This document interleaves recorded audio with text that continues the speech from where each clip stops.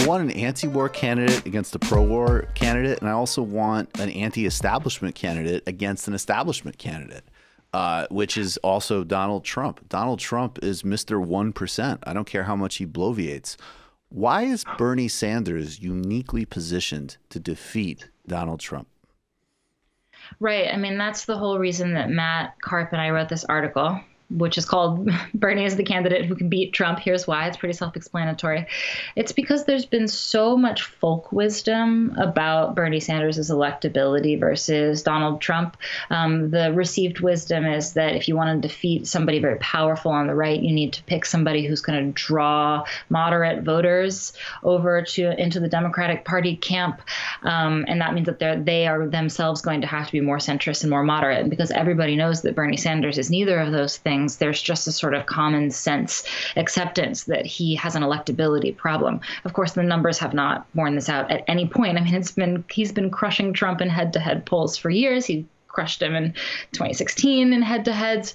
So, there's no reason for us to believe this, but it's just such a common, it's like, people can't really help that they think this because it is the logical conclusion of the entire sort of political worldview that they've been exposed to, right? Now, the truth of the matter is that the math doesn't really work that way. If you want to defeat Donald Trump, you have to be paying attention to a bunch of different groups that aren't these sort of like reliable, moderate, sort of upper middle class or suburban voters who could go either way, which is what everybody wants to focus on. Instead, you need to focus on the following three groups. And I'm gonna pull this up in the article to make sure that I get all three of them because it's important to do that. Absolutely. We appreciate it. So research is taking place right now. I'm researching my own writing right here on the fly. Okay, so for the first group is that you need the Democrats and independents who backed Obama twice before turning to Trump. Right. Now, this is distinct from the imagined group of upper middle class suburban moderates who are reliable voters who could go Democrat or Republican because they are just simply centrists. This is a totally different group. This is a group of people who actually aren't centrists. They're actually attracted to change. And that's what they were attracted to in Barack Obama. And in turn, that's what they did not see in Hillary Clinton and were attracted to in Donald Trump. They're sort of ideologically fluctuating, but sort of consistent in their anti-establishment orientation or, the sort of anti-establishment mood or feeling among them, right? And a lot of them are, like I said, in Rust Belt battlegrounds. And in those counties that flipped from voting for Obama twice and then to Trump, that's 206 counties.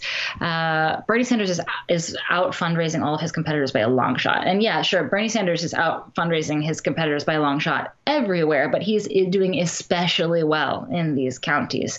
And that's really important. I mean, he pulled in almost 82,000 individual donations by September. So this was a while ago in these flipped counties. And that's roughly 3 times as many as Biden and Buttigieg and Warren, who are sort of clustered down there, very, very, very far behind him in these places.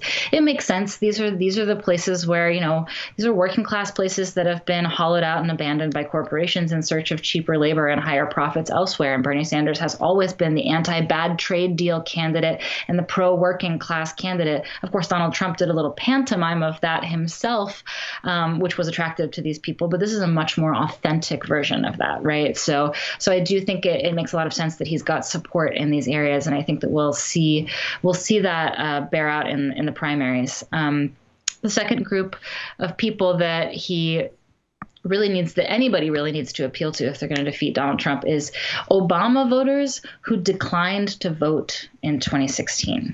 So these are people who voted for Barack Obama and then just didn't show up in 2016. And yeah, like turnout was down, 3% in Wisconsin. It was down 4% in Ohio. These are actually really huge numbers. And a lot of people will say, oh, well, that's voter suppression in action. But then you can't really use that. And I'm not going to deny that there's voter suppression. Of course there is in this country, right? But does it explain the outcome of the 2016 election? If it did, then that would be it would be hard to then explain the fact that 1.7 million people cast incomplete ballots in these states. Or not just these states, but all across the country. So that means that they voted for local offices. They voted for, they voted all the way down to dog catcher. They just left President blank because they were just not interested in what was on offer. And in fact, Pew Research did some polling of non-voters and found that whereas in previous years, they reported that they didn't like the candidates, and that was the main reason why they hadn't voted. That number was hovering at like between 8 and 15%. It jumped up to like 25 or 27%. I don't know the exact number in 2016 because people just really didn't like either Hillary Clinton or Barack Obama or Donald Trump. Right. What did I say? Sorry. Donald Trump. Yeah, exactly. Thank you. So we're talking about re-energizing those people who, contrary to what I just said, actually did like Barack Obama. They liked the sort of they were excited and enthusiastic about, a new type of politics. Of course, Obama, if that turned out not to be true in the case of Barack Obama, but they were like, unlike their, many of their sort of neighbors and peers who switched from Obama to Trump, they were perhaps maybe a little too smart to make that leap. They were like, we know that Donald Trump's no good either. So they just stayed home. Right. So we need somebody who represents change. And if you look at the Democratic Party presidential primary field, I mean, that's Bernie Sanders by a long shot. That's what he represents is, he represents a new type of politics, but he's much more progressive, obviously, than Donald Trump is, right? So he has the chance to appeal to those Obama voters who stayed home. And then, of course, the third group of people is the most important group of people. And that would be people who don't vote at all.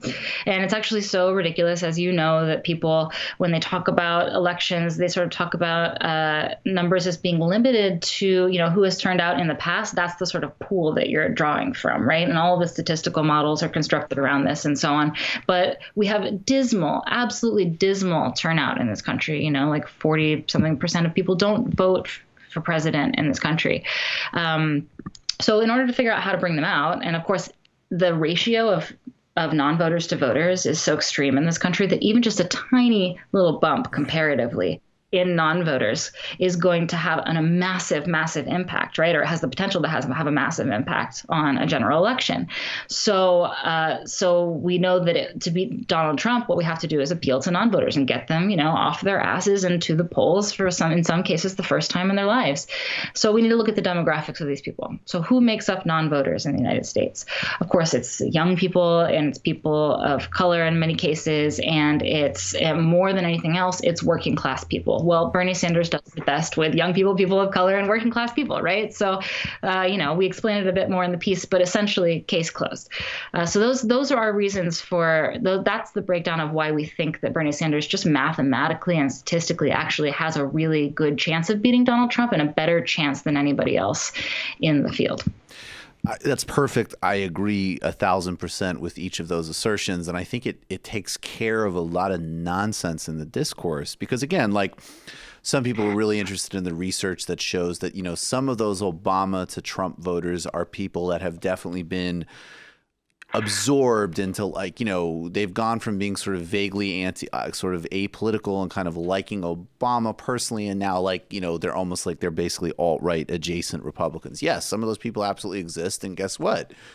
We're not competing for their votes. It's irrelevant. I mean, even if there are 10,000 people concentrated geographically in important places that fit the profile of generally disgusted and interested in an outside candidate, particularly now after 4 years of Donald Trump lying to them, perfect. And then, of course, the other two categories are exactly right. And I think the third point is really important, too, because it's not like a movie where, oh, yeah, what's going to happen is 100 million people who didn't vote before are going to vote or whatever. It's like, no, if you up that a couple of percentage points, that's that's just an absolute result changing thing. So even if that works in a very modest and conservative way, and there's, of course, Sanders is the only campaign with any type of big, broad-based group, mobilization and like an actual movement and energy on the street. Nothing else matches that. I just want to touch on two things really quick before we go. I mean, one is you talked about like the folk wisdom, and I'm wondering is like, what do you think the relationship between people who have heard all of these cliches and they're ready to step out of them versus basically bad faith people who actually clearly don't prioritize beating Trump as much as they claim to want to, who, no matter all the evidence, are just going to keep repeating this stuff again and again and again? The vast majority of people just kind of don't, I mean, they're not political junkies. It's important to remember that people like you and me are extraordinarily rare. And a lot of the bad faith people that you mentioned, who most certainly do exist and totally get under our skin, right? Yep. On like Twitter or whatever, those people are also extraordinarily rare. They're just really loud. And luckily, we're also really loud. So this is the political discourse, right? But most people don't pay attention to us. They pay attention to the news, sort of. And it's just kind of, they've absorbed this by osmosis. But you can actually have conversations with people one-on-one, and people I find are pretty pliable, actually. It's possible to convince them of something that contradicts the folk wisdom that they've sort of absorbed throughout the course of their lifetime. And that's why canvassing is so important. And I know canvassing is like so daunting, because how could you possibly reach all of those people one-on-one and knock every door? It's kind of scary prospect that we're going to actually get out there and talk to millions, literally millions and millions and millions of people, and reach everybody in time. And we're not going to reach everybody in time. But those are the conversations with the most potential to actually undo some of the, I guess, for lack of a better term, brainwashing, the political brainwashing that people have experienced about what wins and what's electable in this country, right? You have to look people in the face and you have to say, who do you like? And of course, Bernie Sanders has highest favorables. So even people who are not planning to vote for him now will usually say that they like Bernie Sanders. And then you have to say, look, if you are telling me that you like Bernie Sanders, but you want to vote for somebody else because you think that other people don't like Bernie Sanders, is it possible that you are actually representative of an ordinary person? And the reason that Bernie might not be performing in the polls as high as his favorability would suggest is because a lot of people like you are assuming that other people don't like somebody that they do. And you have that conversation with people and it kind of dawns on them. And I think that you can actually change some minds that way. I agree with you totally, Megan. I just want to play this for you before we go. It's 14 seconds from earlier today. It's Bernie Sanders talking about who pays the cost of war, and I think it's a perfect synchronizing of everything we're talking about. So I just want to play this for you before we go. I think this 14 seconds here was really significant. And I know that it is rarely the children of the billionaire class who face the agony of reckless foreign policy. It is the children of working families. Megan, that synchronizes everything, right?